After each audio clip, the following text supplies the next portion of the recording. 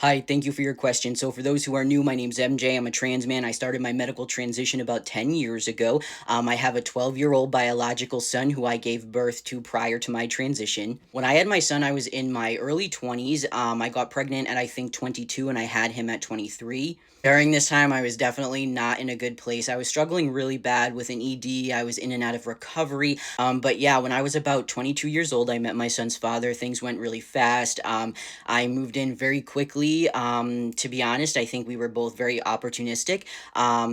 He dealt with addiction and I had my own issues. I knew his family. It was a way for me to engage in my disease where there was no consequence. He was just getting out of prison, so to have somebody, immediately there when you get out, I'm sure that was, somewhat convenient for him. Obviously, it was not a good relationship at all. It was very toxic, very unhealthy. But I got pregnant. It was not a good time to get pregnant. I always talk about how, like, having my son, it was like the best decision I ever made, but it was also such a careless and just reckless decision. But I'm just so glad that I made it though. Honestly, when I first had my son, I was like, I can't do this. Like, I was thinking to myself, I cannot do this. Like, I was not built to be a parent. This isn't for me. I'm not going to be able to do this.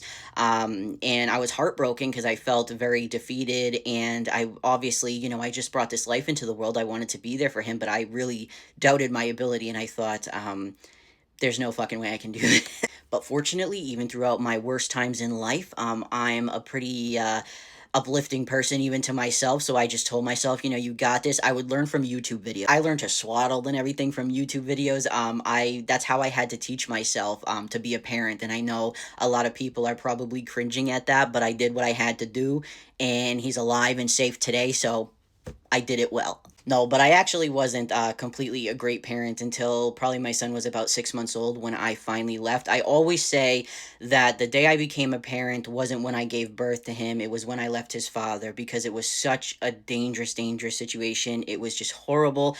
And I would leave and go back and leave and go back. It was just an awful cycle. But when I finally did leave, the strength that took was just.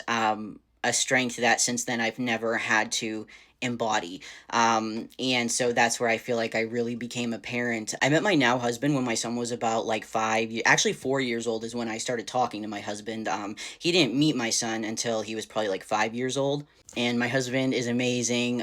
He's an amazing dad. My son's biological father passed away when he was like 7 years old. Of course, I would never say this to my son, but it was a relief because I never have to worry about him hurting anyone else, victimizing anyone else. By the time he passed away, he had 7 victims. I mean, that's crazy. That is crazy. Some people just harm people, and that's it. That's what they do. And I'm just glad my son is safe and he has a great support system, both in home and out of the home. He has a great support system. So, yeah, that's a story on how I have my son.